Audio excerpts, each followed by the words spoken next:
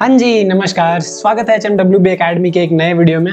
मैं हूं हिंदी मीडियम वाला बंदा और आज हम बात करने वाले हैं मॉड्यूल्स के बारे में। अब यार, अगर हम चाहें तो इस वीडियो को और लंबा खींच सकते हैं, पर मैं डायरेक्टली प्रैक्टिकल इंप्लीमेंटेशन पे चलता हूं और मॉड्यूल समझने की कोशिश करता हूं कि मॉड्यूल होता क्या है। सिंपल लैंग्वेज में बात करें तो मॉड्यूल हमारा एक पाइथन फाइल है। जैसे यहाँ पे हमने एक पाइथन फाइल बनाई हुई है module1.py।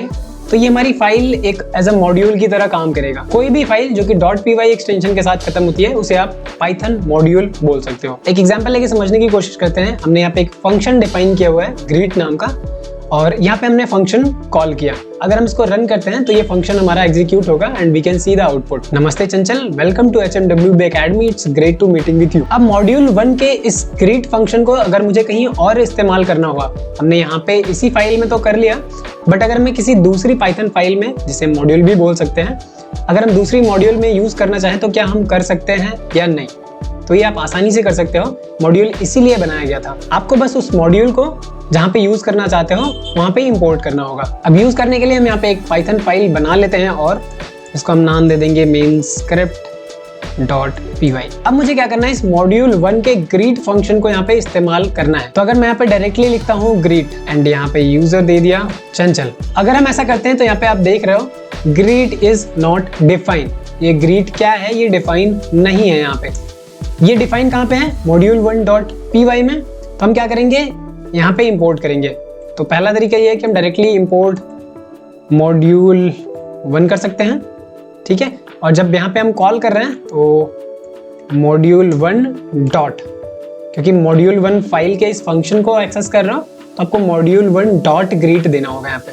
अब अगर यहाँ पे आप देखो तो हमने सिर्फ इंपोर्ट module1 किया हुआ है, क्योंकि मेन स्क्रिप्ट वाली फाइल और module1 वाली फाइल एक ही लोकेशन पे है। बट अगर मुझे डायरेक्टली फंक्शन को एक्सेस करना हुआ तो हम यहाँ पे लिख सकते हैं, यहाँ पे मुझे यूज करना होगा फ्रॉम, ठीक है। फ्रॉम आपको मॉड्यूल नेम देना होगा, तो फ्रॉम module1 इंपोर्ट करना है आपको सिर्फ और सिर्फ ग्रीट फंक्शन, ठीक है।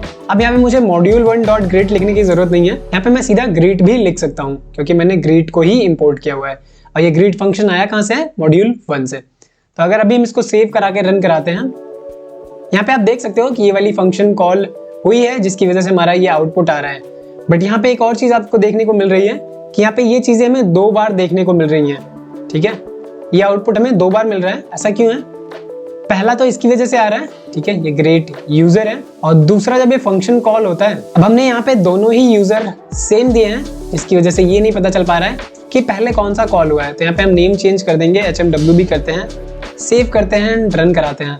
आपको भी क्लियर हो जाएगा कौन सा पहले कॉल हुआ है।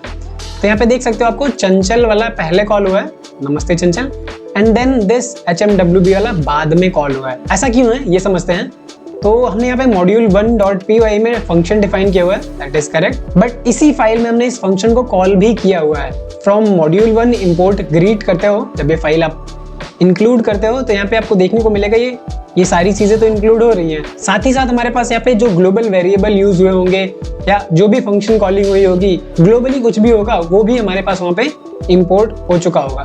तो जब आप फ्रॉम module1 इंपोर्ट ग्रीट कर रहे हो तो ये वाला फंक्शन भी हुआ है एंड ये वाला भी इंपोर्ट हुआ है वहाँ पे। तो ये हमारा एक्चुअल कॉलिंग है, जिसकी वजह से हमें देखने को मिल रहा है कि ये वाला भी कॉल हुआ है पहले, एंड देन हमने इस फंक्शन को कॉल किया है तो ये भी कॉल हो रहा है। इसको अवॉइड कैसे कर सकते हैं? तो जब भी आप मॉड्यूल के अंदर फंक्शन डिफाइन करोगे तो वहाँ पे आप ध्यान रखोगे कि ये वाली फंक्शन कॉल तभी हो जब हम इस फाइल को रन करा रहे हो। अगर हम इस फाइल को रन करा रहे हैं और हमने यहाँ पे इस वाली फाइल को इंपोर्ट किया है module1 को, तब यहाँ पे ये सारी चीजें एग्जीक्यूट ना हो। तो इसके लिए हमारे पास यहाँ पे एक टर्म है __name__,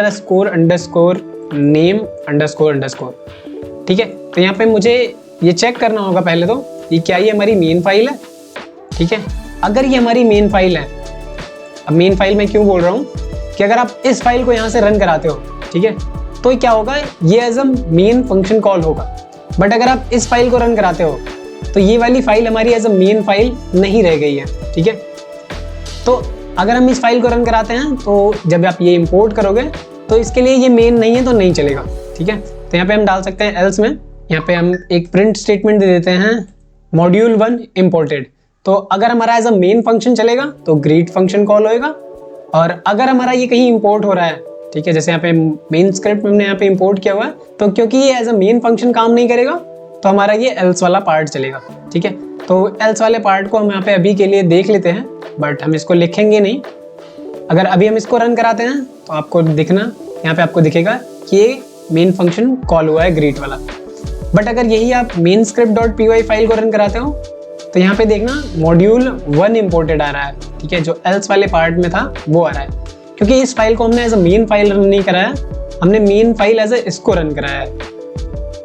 तो जब भी आप मॉड्यूल डिफाइन करोगे तो आप ध्यान रखोगे कि जो भी आपको एक्चुअल फंक्शन कॉलिंग करनी है वो आप इस नेम इक्वल्स टू मेन के अंदर लिखोगे। ठीक है, बाकी सारी चीज़ें आप डिफाइन करोगे क्योंकि आप इंपोर्ट करना चाहते हो, तो यहाँ पे इस तरीके से आप कर सकते हो। यहाँ तक हमने देखा कि मॉड्यूल क्या होता है, मॉड्यूल डिफाइन कैसे करते हैं, और एक मॉड्यूल के फीचर को हम दूसरे मॉड्यूल के अंदर कैसे इंपोर्ट करा के यूज कर सकते हैं। यहाँ पे हमने खुद का एक मॉड्यूल बनाया, मॉड्यूल 1, और उसको अपने दूसरे मॉड्यूल के अंदर इस्तेमाल किया। अभी यहाँ पे आपको एक चीज याद रखनी चाहिए कि पाइथन प्रोग्रामिंग के अंदर हमारी बहुत बड़ी लाइब्रेरी है, बहुत सारी फंक्शनैलिटी ऑलरेडी इंप्लीमेंटेड है, तो हमें जरूरत नहीं है कि उन सारी चीजों को फिर से इंप्लीमेंट करें। हमें वो लाइब्रेरी पता होनी चाहिए, या मॉड्यूल बोल सकते हो, हमें वो मॉड्यूल पता होना चाहिए कि मॉड्यूल कौन सा है और मॉड्यूल के अंदर कौन सी फंक्शनैलिटी है जो हमें इस्तेमाल करनी है। अब मॉड्यूल्स भी हमारे पास दो तरीके के हैं, एक तो हमारा बिल्ट इन मॉड्यूल है और दूसरा हमारा एक्सटर्नल मॉड्यूल है। बिल्ट इन मॉड्यूल वो है जो पाइथन इंस्टॉल करते वक्त ही आपको वो मिल जाते हैं, और एक्सटर्नल मॉड्यूल वो है जिनके लिए आपको एक्सटर्नल लाइब्रेरीज को इंपोर्ट करना होगा। वो बाय डिफॉल्ट इंस्टॉल होके नहीं आते पाइथन के साथ, आपको एक्सटर्नली उसे इंस्टॉल करना होगा। अब सबसे पहले समझते हैं कि बिल्ट इन मॉड्यूल्स कौन कौन से हमारे पास। यहाँ पे मैंने एक मॉड्यूल ओपन किया हुआ है, मैथ मॉड्यूल।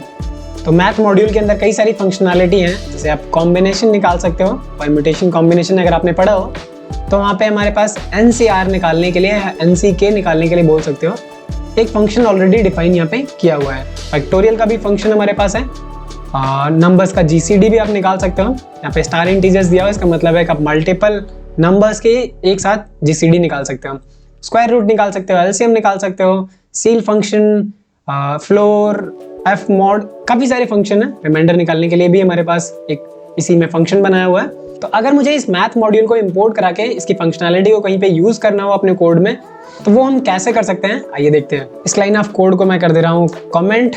अब मुझे क्या करना है, मैथ मॉड्यूल को इंपोर्ट कराना होगा, तो I can use import math. ठीक है, अगर यहाँ पे आपको कोई एरर नहीं दिख रहा है, इसका मतलब है ये हमारा बिल्ट इन मॉड्यूल है। अगर ये बिल्ट इन मॉड्यूल नहीं भी है तो इश्यू नहीं आ रहा है, इसका मतलब है कि ये एक्सटर्नल मॉड्यूल इंस्टॉल्ड है हमारे सिस्टम में। मैथ मॉड्यूल हमारा पाइथन के साथ ही आता है, तो इसलिए हम बोल रहे हैं इसको बिल्ट इन मॉड्यूल। और इसमें हमारे पास एक फंक्शन है फैक्टोरियल नाम का, जिसको हमें इस्तेमाल करना है। तो अगर मुझे 5 का फैक्टोरियल निकालना है तो आई नो कि 5 का फैक्टोरियल 120 होता है। तो अगर मुझे निकालना है तो मुझे फैक्टोरियल फंक्शन डिफाइन करने की जरूरत नहीं है, मैं इस मैथ मॉड्यूल में फैक्टोरियल नाम के फंक्शन को एक्सेस कर सकता हूँ। यहाँ पे देना है मुझे नंबर देते हैं 5। ठीक है, एक रिजल्ट नाम की वेरिएबल में स्टोर करा लेते हैं, प्रिंट करा लेते हैं रिजल्ट। देखते हैं कि क्या हमारा ये फंक्शनैलिटी इंप्लीमेंटेड है या नहीं। तो यू कैन सी 5 का फैक्टोरियल में 120 आ रहा है। इसका मतलब है कि काफी सारी फंक्शनैलिटी इसी तरीके से डिफाइन की हुई है। तो हमें पता होना चाहिए कि कौन सी फंक्शनैलिटी ऑलरेडी बनाई जा चुकी है, ये आप एक्सप्लोर करोगे तभी आपको पता चलेगा। दूसरा तरीका ये है कि हम यहाँ पे करें फ्रॉम मैथ इंपोर्ट फैक्टोरियल। ठीक है, इस तरीके से आप कर सकते हो। यहाँ पे आपको डॉट लगाने की जरूरत नहीं है। इसके बाद यहाँ पे इसको सेव करके रन कराते हैं एंड यू कैन सी 120 आ रहा है। दूसरा तरीका ये है कि अगर मुझे इस मॉड्यूल से सारे फंक्शनैलिटी को इंपोर्ट करना है तो यहाँ पे मैं स्टार दे सकता हूँ। ठीक है, अगर मैं ऐसा करता हूँ और फिर रन कराता हूँ तो भी कोई इशू नहीं आ रहा है। ऐसा इसलिए है क्योंकि जितने भी फंक्शंस हैं वो सारे इंपोर्ट हो चुके हैं। बट ये आइडियल तरीका नहीं है, आप इस तरीके से कोई भी मॉड्यूल इंपोर्ट नहीं करोगे। इसमें आपको क्या होगा कि लेट्स से यहाँ पे एक मॉड्यूल आपने यूज किया है, फिर कोई दूसरा मॉड्यूल आप यूज कर लेते हो और यहाँ पे आपने फैक्टोरियल नाम का फंक्शन कॉल किया, आपको ये नहीं पता चलेगा कि ये हमारा जो फंक्शन है वो किस मॉड्यूल से आ रहा है। तो ये आइडियल तरीका नहीं है इंपोर्ट स्टार करने का। आपको जो भी फंक्शनैलिटी चाहिए आप सिर्फ और सिर्फ उसी को इंपोर्ट करोगे। जैसे यहाँ पे मुझे फैक्टोरियल चाहिए तो मैं सिर्फ और सिर्फ फैक्टोरियल को ही इंपोर्ट करूंगा। ये रहे हमारे बिल्ट इन मॉड्यूल्स। नेक्स्ट हम बात करते हैं एक्सटर्नल मॉड्यूल। तो एक्सटर्नल मॉड्यूल में यहाँ पे हमने एक एग्जांपल लिया है, पांडास नाम की एक लाइब्रेरी है। ये हमारा मशीन लर्निंग के लिए इस्तेमाल किया जाता है। नमपाई हो गया, पांडास हो गया, और भी ढेर सारे मॉड्यूल है। यहाँ पे मुझे इस पांडास नाम की लाइब्रेरी को यूज करना है तो मैं क्या करूंगा, इंपोर्ट करूंगा पांडास। यहाँ पे इन सारे लाइन ऑफ कोड को मैं हटा दे रहा हूँ, इंपोर्ट करते हैं पांडास। यहाँ पे अगर मैं इसको सेव करके रन कराता हूँ तो you can see import pandas module not found error कि इस नाम का कोई मॉड्यूल है ही नहीं, क्योंकि ये मॉड्यूल हमारा इनबिल्ट नहीं है, एक्सटर्नल है। तो मुझे क्या करना होगा, इसको इंस्टॉल करना होगा। अगर आपको पाइथन में कोई भी लाइब्रेरी इंस्टॉल करनी है तो उसके लिए पाइथन का हमारे पास एक पैकेज मैनेजर है जिसको बोलते हैं पिप। इस पिप की मदद से आप कोई भी लाइब्रेरी इंस्टॉल कर सकते हो पाइथन में। अब हम करेंगे पिप की मदद से पांडास को इंस्टॉल। तो उसके लिए हमें ओपन कर लेना है अपना टर्मिनल। यहाँ पे मैं वॉप टर्मिनल ओपन कर रहा हूँ। पिप -- वर्जन करके देखेंगे कि पिप हमारा इंस्टॉल्ड है या नहीं सिस्टम में। तो बाई डिफॉल्ट ये जब पाइथन इंस्टॉल करोगे तो पिप भी इंस्टॉल होता है। देखो पाइथन 3.9 के लिए हमारा पिप है। अब हम इसकी मदद से पांडास को इंस्टॉल करेंगे। तो हमें टाइप करना होगा पिप इंस्टॉल करने के लिए इंस्टॉल, और यहाँ पे आपको देना है ये लाइब्रेरी नेम। हम करेंगे पिप इंस्टॉल पांडास। ये क्या करेगा, हमारा पांडास को इंस्टॉल करेगा। यहाँ पे आप देख रहे हो कलेक्टिंग पांडास, और साथ ही साथ ये numpy भी इंस्टॉल कर रहा है। तो इसके लिए जो भी रिक्वायर्ड चीज़ें होंगी वो सारी चीज़ें आपको एक साथ इंस्टॉल करके दे देगा। तो यहाँ पे आपको देखो ये पांडास इंस्टॉल कर रहा है। ये इंस्टॉल करने में थोड़ा टाइम लगा सकता है। यहाँ पे आप देख सकते हो आ रहा है successfully installed numpy pandas and pytz। अब हमें वापस आना है अपने कोड पे। अब यहाँ पे मैं इस फाइल को फिर से रन कराऊंगा एंड यू कैन सी यहाँ पे अब हमें कोई इशू नहीं आ रहा है। ये मेन स्क्रिप्ट वाली फाइल रन हो चुकी है। अभी तक मैं यहाँ पे इसकी फंक्शनैलिटी को यूज नहीं किया है, जिसकी वजह से यहाँ पे कोई भी आउटपुट देखने को नहीं मिल रहा है। बट यहाँ पे मेरा पर्पस ये था कि मैं बताऊं कि एक्सटर्नल मॉड्यूल्स आप कैसे इंस्टॉल कर सकते हो। यूज करने का तरीका सेम होगा जैसे आपने इनबिल्ट मॉड्यूल और कस्टम मॉड्यूल को यूज किया है। इस वीडियो के लिए इतना ही। नेक्स्ट वीडियो में हम बात करेंगे कुछ इंपॉर्टेंट मॉड्यूल्स के बारे में। मिलते हैं हमारी नेक्स्ट वीडियो में, तब तक के लिए कीप लर्निंग, बाय बाय।